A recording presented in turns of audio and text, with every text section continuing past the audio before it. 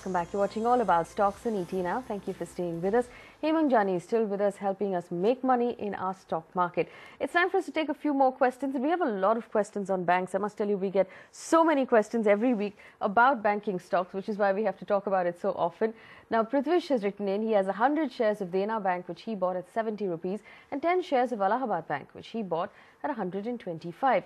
He wants to know if he should hold on to both of those stocks. Now, like we were talking earlier on the show, RBI did surprise the markets positively by keeping rates unchanged. What does this mean for these particular banking stocks? Because when we talked about it a little while ago, you did say you expected private banks to do even better.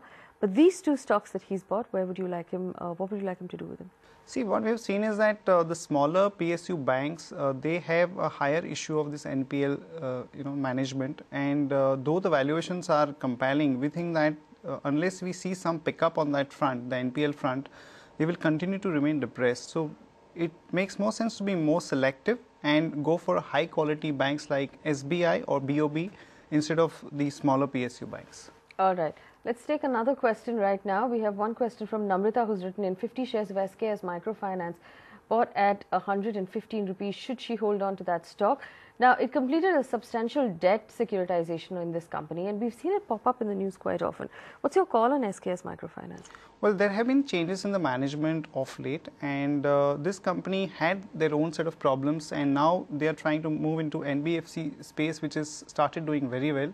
And because they have not defaulted at any point of time, the credit rating is extremely good. So we think that they can ramp up their operations over the next 1 or 2 years with new management in place. So this looks like a promising company. She can hold on to it.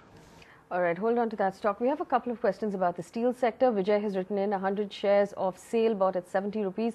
Should he hold on to SAIL?